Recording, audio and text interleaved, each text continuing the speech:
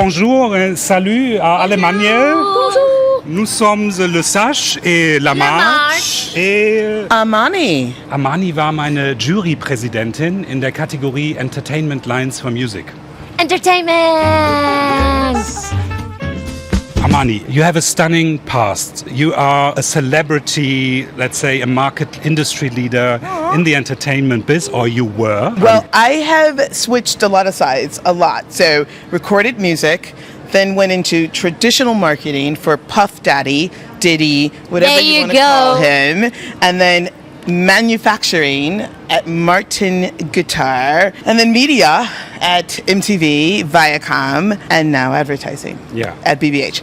So I am someone who gets really bored quickly, and I'm always curious. And I like to go into different places because I want to try to either fix them, make them better, or I just am passionate about it. But the great thing about it, Sasha, is that music has always been kind of the foundation, and then we just build upon it. So I've just been really lucky. I've been really lucky. And even in advertising, I've been able to bring in music into the work. It's very interesting because you can have maybe a very good music and you can have a so la la, a film, and the music can make like 80% of it and boost it to the top. That's right. Is this the magic that you are bringing in the advertising business? Well, I hope so. I think I'm bringing just a different perspective. I mean, what you said is so true. That's why it's so important to find the right music with the right content. And that's why Cannes Lions, they created this category in 2016 because they realized how important it is in content, and moving forward is, it's definitely the future, and it will continue to be the future as we go into the metaverse and Web3 and all those exciting new places. But BBH, the original OG BBH, Sir John Hegarty, John Bartle, and Sir Nigel Bogle, the original BBH, they also understood the assignment. They made sure that music was the star of all of their creatives. If you think about the original Levi's ads, they put Marvin Gaye, heard it through the grapevine in the laundromat advert, and it just continued and continued. So I just feel I'm continuing on the 40-year tradition that the agency of Black Sheep have already put into place. I love the Black Sheep. That's right. We're the Black Sheep. When the world zigs, And we all love transformation. And the world is in transformation. Yes. And I'd like to ask you, how did BBH look or feel like before Amani? Oh, yeah. And how does it look now? Yeah, thank you. BBH US of A. When I started not even 2 years ago, it was the end of September 2020, in the middle of COVID, and the agency was super tiny and all white and mostly men. Oh. And we're the Black Sheep, and we believe in the power of difference to make a difference. Yes. So we had to make room for difference to have a seat at the table. And that's exactly what we did. So now BBH today is 43% diverse in race and over 54% female. So now I jump in it because this is amazing what you're just telling me. Thank you. And besides this, I have the feeling that everybody goes like, yeah, right now it's all about female empowerment and stuff like this. But I think that it is happening not just because, and it's because women have the power that men would like to have, and I'm meaning in a way when there are big problems. Yes. All the men call mama. It starts when they're kids. Yeah. Love you. Oh, wir müssen leiser sein. So, you are absolutely right. But there has been study after study that says women in the C-suite significantly, positively impacts a company's bottom line. So there is statistics and reports, you can go online, you can Google it, that confirm what I just said. But still, there are not enough women in the C-suite position, even though it's been proof of concept that women in the C-suite significantly, positively impact a company's bottom line. So we have to do two things. We have to keep putting women in those positions. And then the second thing is women, once you're in that position, you have to pay it forward. I just discovered your tattoo and it says, live while it's still called today. Yes. Can you explain this, please? Yes, thank you. My father, he would always say, live while it's still called today, because tomorrow doesn't exist until it's today. Life is just a series of moments.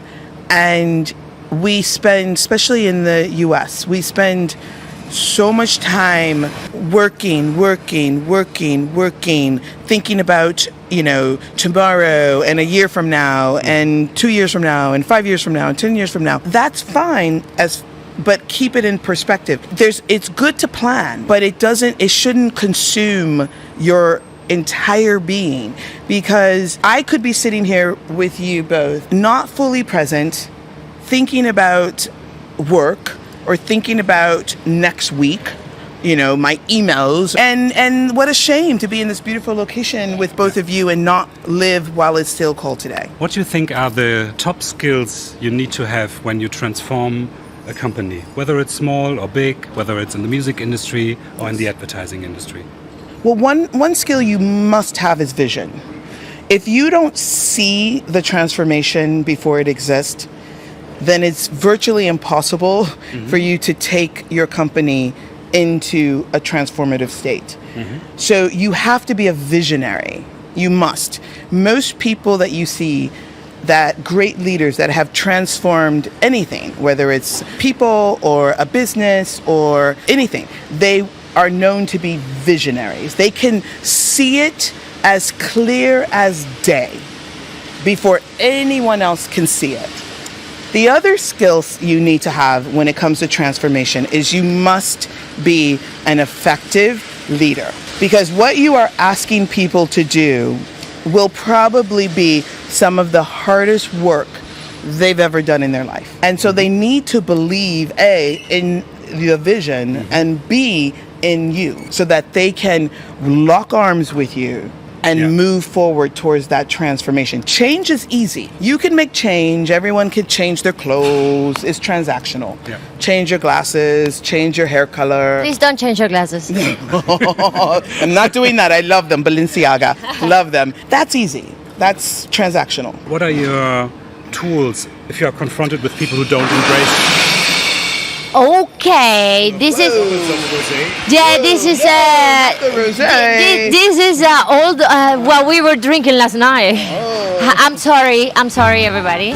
Just moved the location, also wir sind jetzt leider hier drinnen, denn draußen wurden 1 Million Roséflaschen in den Mülleimer gekippt. What are the do's and don'ts for top transformational leaders?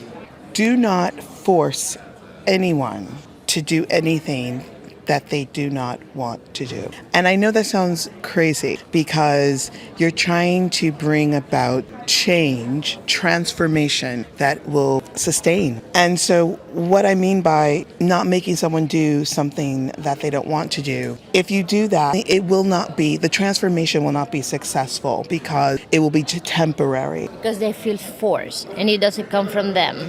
Exactly.